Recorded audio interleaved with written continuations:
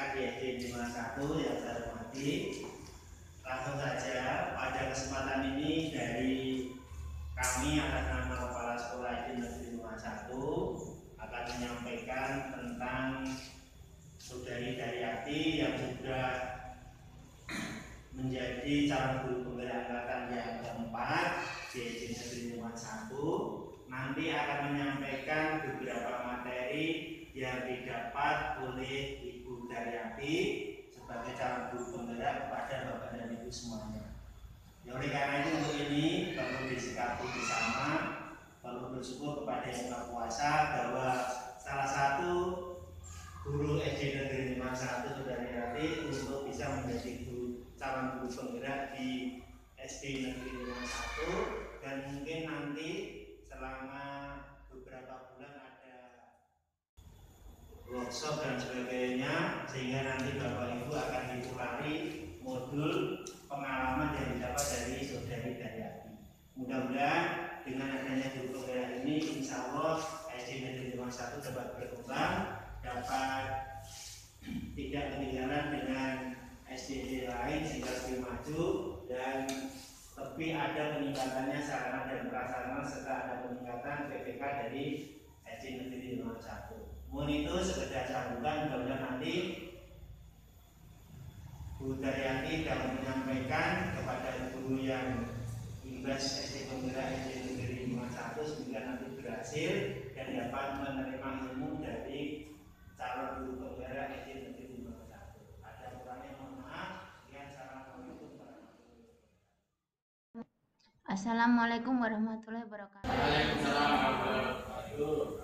Bapak Ibu Guru SDN Jemaah 1, hari ini saya akan membawakan sosialisasi filosofi pemikiran belajar, kemudian yang kedua nilai dan peran guru penggerak, dan yang ketiga budaya positif. Yang akan saya berikan hari ini adalah tentang filosofi pemikiran belajar dalam cara tentang pendidikan.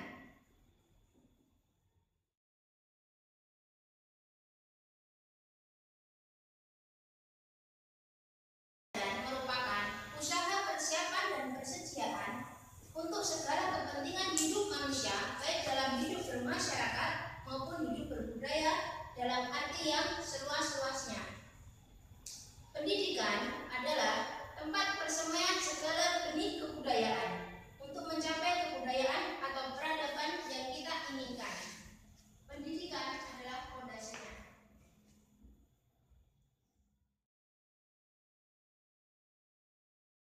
Pendidikan, jika saya bisa membuatnya, adalah seperti sistem tata surya, di mana planet-planet itu adalah siswa-siswa yang kita didik. Satu dengan yang lain itu adalah berbeda, seperti bumi dengan Jupiter dan Mars, di mana mereka beredar menurut sistemnya sendiri-sendiri dan kecepatannya juga berbeda. Seperti kita mendidik siswa-siswi, ada yang cepat dan ada yang lambat, di mana pusat dari sistem tata surya ini adalah nilai-nilai kemanusiaan. Kemudian apa yang kita inginkan untuk berubah?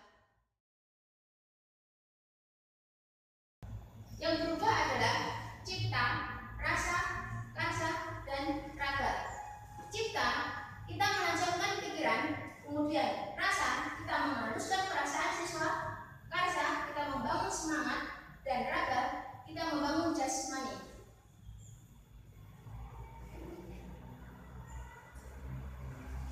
Pendidikan, di mana membangun ketiganya tadi akan membentuk kesempurnaan budi pekerti yang menciptakan kebijaksanaan. Jadi sebenarnya kita menciptakan anak yang bijaksana. Jika mengatur tentang asas Taman Siswa Ki Hajar Dewantara, beliau dalam pendidikan berasaskan yang pertama bebas dari segala ikatan. Jadi dia tidak memandang ini anak siapa,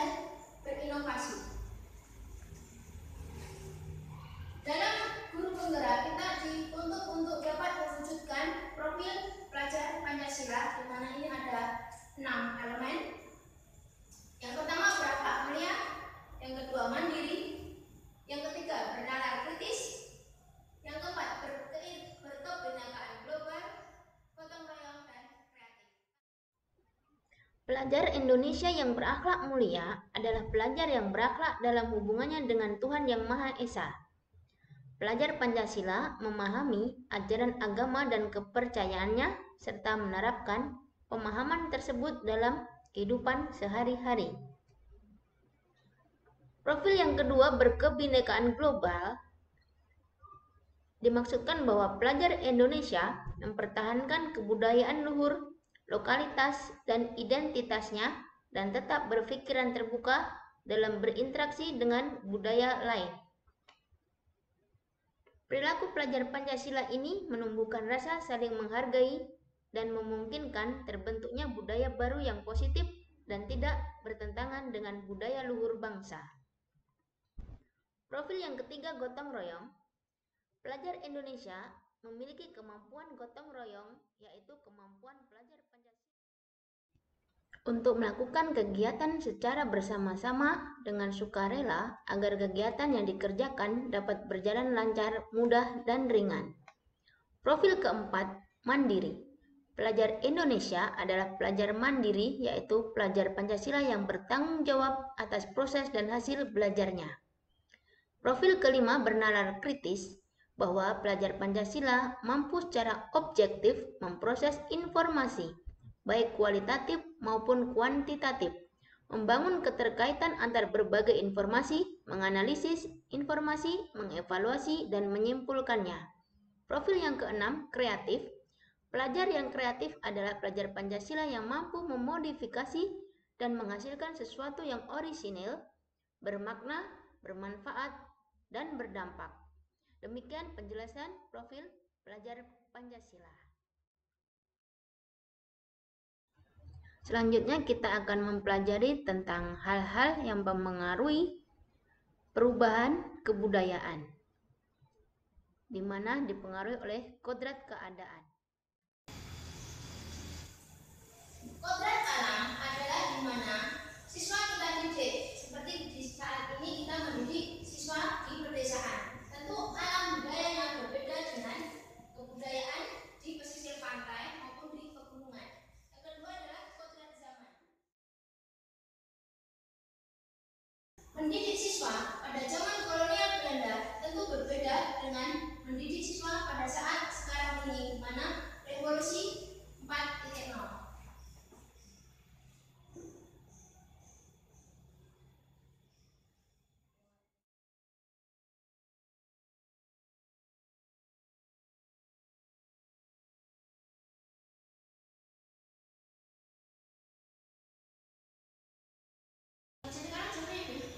Kita memasuki selanjutnya adalah nilai dan peran guru penggerak. Nilai guru penggerak ada 5: mandiri, reflektif, kolaboratif, inovasi, dan berpihak pada siswa. Mandiri, di sini guru belajar dan melakukan sesuatu secara mandiri, memiliki inisiatif diri untuk maju dan berkembang. Sedangkan reflektif, guru melakukan refleksi setelah mengajar, yaitu menganalisis kelebihan dan kekurangan apa yang harus ditambah agar diperbaiki untuk meningkatkan kualitas pembelajaran. Kolaboratif, di sini guru penggerak melakukan kolaborasi dengan rekan sejawat, mengajar bersama-sama, meningkatkan kompetensi sebagai guru.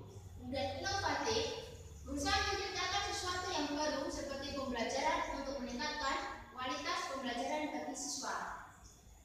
Dan selanjutnya berpusat pada murid, selalu menciptakan pembelajaran yang berpusat pada murid, di mana mendesain pembelajaran yang bertema Merdeka Belajar, yang tentu saja menyesuaikan dengan minat dan bakat siswa. Nilai guru penggerak harus dimiliki oleh seorang guru penggerak karena sangat penting untuk mampu menjalankan perannya, yaitu sebagai pemimpin pembelajaran, menjadi coach bagi guru yang lain, menggerakkan komunitas sekolah, dan menciptakan pembelajaran yang berpusat pada murid.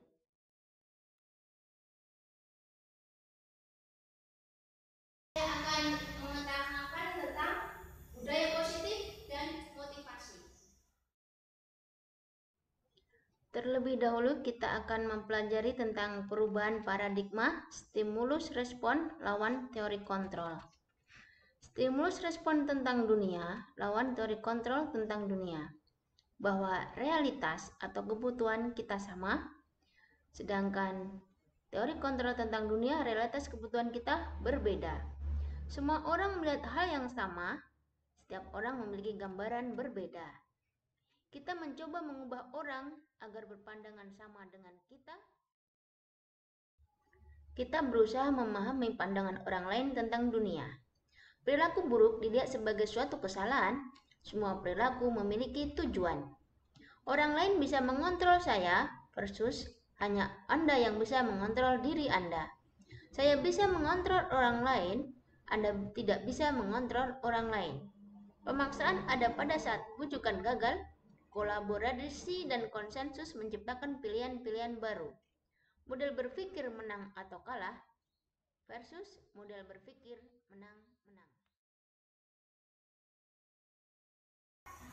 Terdapat 3 motivasi perilaku manusia. Yang pertama, untuk menghindari ketidaknyamanan atau hukuman. Yang kedua, untuk mendapatkan imbalan atau penghargaan dari orang lain. Dan yang ketiga, untuk menjadi orang yang mereka inginkan dan menghargai diri sendiri dengan nilai-nilai yang mereka percaya. Selanjutnya tentang keyakinan kelas. Setiap tindakan atau perilaku yang kita lakukan di dalam kelas dapat menentukan terciptanya sebuah lingkungan positif. Perilaku warga kelas tersebut menjadi sebuah kebiasaan yang akhirnya membentuk sebuah budaya. Untuk terbentuknya budaya positif, pertama-tama perlu diciptakan dan disepakati keyakinan-keyakinan atau prinsip-prinsip dasar bersama di antara para warga kelas. Penyatuan pemikiran untuk mendapatkan nilai-nilai kebajikan serta visi sekolah kemudian diturunkan di kelas-kelas menjadi keyakinan kelas yang disepakati bersama. Selanjutnya akan saya ketengahkan tentang kebutuhan dasar manusia, di mana ada 5. Yang pertama, kebutuhan bertahan hidup. Kedua, cinta dan kasih sayang. Ketiga, penguasaan. 4, kebebasan. Dan 5, kesenangan. Guru harus memahami bahwa setiap tindakan murid dilakukan untuk memenuhi kebutuhan dasar mereka yang berbeda-beda, dan agar menjadi individu yang selamat dan bahagia. Sehingga peran guru memberdayakan anak agar dapat memenuhi kebutuhannya secara positif. Kebutuhan bertahan hidup adalah kebutuhan yang bersifat fisiologis untuk bertahan hidup seperti kesehatan, rumah, dan makanan. Kebutuhan cinta dan kasih sayang bersama 3 kebutuhan lain merupakan kebutuhan psikologis. Kebutuhan untuk mencintai dan memiliki meliputi kebutuhan akan hubungan dan koneksi sosial. Kebutuhan untuk memberi dan menerima kasih sayang dan kebutuhan untuk merasa menjadi bagian dari suatu kelompok. Kebutuhan ini meliputi keinginan untuk tetap berhubung dengan orang lain, seperti teman, keluarga, pasangan hidup, teman kerja, binatang peliharaan, dan kelompok di mana mereka tergabung. Kebutuhan pengakuan atas kemampuan atau penguasaan berhubungan dengan kekuatan untuk mencapai sesuatu, menjadi kompeten, menjadi terampil, diakui atas prestasi dan keterampilan, didengarkan, dan memiliki rasa harga diri. Kebutuhan ini meliputi keinginan untuk dianggap berharga, bisa membuat perbedaan, bisa membuat pencapaian, kompeten, diakui, dan dihormati. Kebutuhan kebebasan adalah kebutuhan akan kemandirian, otonomi, memiliki pilihan, dan mampu mengendalikan arah hidup seseorang. Sedangkan kebutuhan kesenangan adalah kebutuhan untuk mencari kesenangan, bermain, dan tertawa. Glasser menghubungkan kebutuhan akan kesenangan dengan belajar. Saat mereka bermain, mereka mempelajari keterampilan hidup yang penting. Selanjutnya, saya akan mengutarakan tentang 5 posisi kontrol.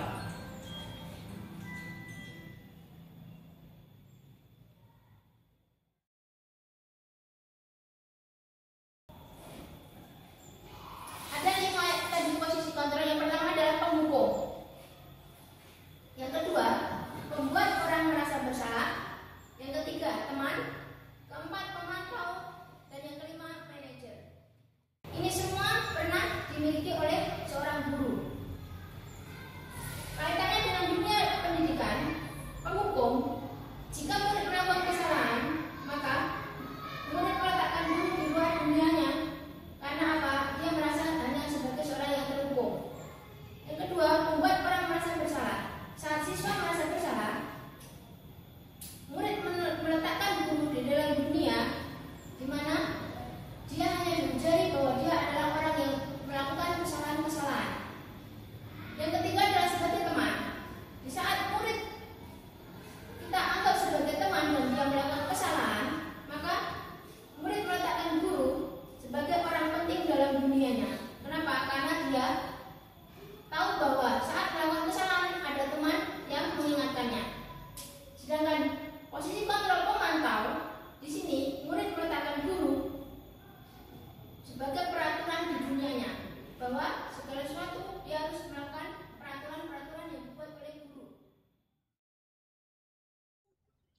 Teori kontrol penghukum membuat orang merasa bersalah, teman dan pemantau termasuk ke dalam motivasi eksternal.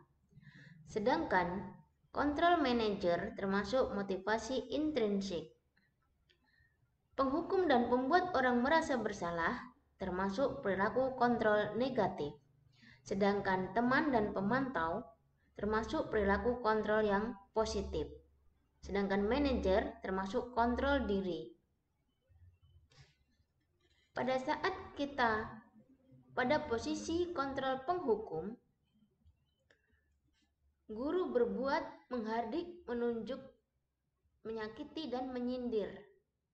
Sedangkan pada posisi pembuat orang merasa bersalah, guru berceramah, menunjukkan kekecewaan mendalam. Pada posisi kontrol teman, guru membuat alas-alasan untuk murid. Sedangkan pada pemantau, guru menghitung dan mengukur apa peraturannya, apa konsekuensinya. Dan pada posisi manajer, guru mengajukan pertanyaan, apa yang kita yakini, apakah kamu memperbaikinya, dan sebagainya. Kaitannya dengan dunia pendidikan, penghukum, jika murid melakukan kesalahan, maka murid meletakkan guru di luar dunianya. Karena apa? Dia merasa hanya sebagai seorang yang terhukum. Yang kedua, membuat orang merasa bersalah. Saat siswa merasa bersalah, murid meletakkan guru di dalam dunia di mana dia hanya diajari bahwa dia adalah orang yang melakukan kesalahan-kesalahan. Yang ketiga adalah sebagai teman. Di saat murid kita anggap sebagai teman dan dia melakukan kesalahan, maka murid meletakkan guru sebagai orang penting dalam dunianya. Kenapa? Karena dia tahu bahwa saat melakukan kesalahan ada teman yang mengingatkannya. Sedangkan posisi kontrol pemantau, di sini murid meletakkan guru sebagai peraturan di dunianya, bahwa segala sesuatu dia harus melakukan peraturan-peraturan yang dibuat oleh guru. Posisi kontrol penghukum dampaknya pada murid menjadi mengulangi kesalahan berulang kali dan menunjukkan perilakunya yang menjadi agresif. Membuat orang merasa bersalah, membuat siswa rendah diri, merasa gagal, dan tidak berharga. Sedangkan posisi teman membuat murid merasa bergantung, tidak mandiri, dan tidak bisa memutuskan sesuatu. Sedangkan posisi pemantau membuat siswa menitik beratkan pada mendapatkan hadiah atau mendapatkan hukuman. Sedangkan pada posisi manajer berdampak pada siswa mengevaluasi dirinya bagaimana menjadi diri yang lebih baik. Menurut Ki Hajar Dewantara menyatakan bahwa di mana ada kemerdekaan, di situ harus ada disiplin yang kuat. Disiplin kita sendiri yang mewajibkan. Kemudian jika kita tidak mendisiplinkan diri, maka orang lainlah yang akan. Selanjutnya saya akan mengetengahkan tentang segitiga restitusi. Restitusi adalah proses menciptakan kondisi bagi murid untuk memperbaiki kesalahan mereka. Restitusi juga merupakan proses kolaboratif yang mengajarkan murid untuk mencari solusi terhadap masalah mereka dan membantu murid berpikir tentang orang seperti apa yang mereka inginkan dan bagaimana mereka harus memperlakukan orang lain. Melalui restitusi, ketika murid berbuat salah, guru akan menanggapi dengan cara yang memungkinkan murid untuk membuat evaluasi tentang apa yang dapat mereka lakukan untuk memperbaiki kesalahan mereka dan mendapatkan kembali harga dirinya. Restitusi meliputi 3 tahap dan setiap tahapnya berdasarkan pada prinsip teori kontrol. Yang pertama adalah menstabilkan identitas. Bagian dasar dari segitiga restitusi ini adalah mengubah identitas anak dari orang yang merasa bersalah dan gagal menjadi orang yang sukses. Kata-kata atau kalimat yang kita berikan kepada peserta didik saat siswa melakukan kesalahan adalah seperti berikut ini. Berbuat salah itu tidak apa-apa. Tidak ada manusia yang sempurna. Sisi yang kedua adalah validasi tindakan yang salah. Menurut teori kontrol, semua tindakan manusia, baik atau buruk, pasti memiliki maksud atau tujuan tertentu. Seorang guru yang memahami teori kontrol akan mengubah pandangannya dari teori stimulus respon ke cara berpikir proaktif yang mengenali tujuan dari setiap tindakan. Saat siswa melakukan kesalahan, ada beberapa kalimat yang diajarkan kepada siswa seperti, "Kamu pasti punya alasan mengapa melakukan itu." Sisi yang ketiga adalah menanyakan keyakinan. Teori kontrol menyatakan bahwa kita pada dasarnya termotivasi Secara internal, ketika identitas sukses telah tercapai, yaitu langkah pertama, dan tingkah laku yang salah telah divalidasi, langkah kedua, maka anak akan siap untuk dihubungkan dengan nilai-nilai yang dia percaya dan berpindah menjadi orang yang dia inginkan. Pertanyaan yang menghubungkan keyakinan anak dengan keyakinan kelas seperti, apa yang kita percaya sebagai kelas atau keluarga? Nilai-nilai apa yang telah kita sepakati? Kamu mau jadi orang yang seperti apa? Demikian sosialisasi tentang modul guru penggerak. Assalamualaikum warahmatullahi wabarakatuh. Guru bergerak Indonesia maju.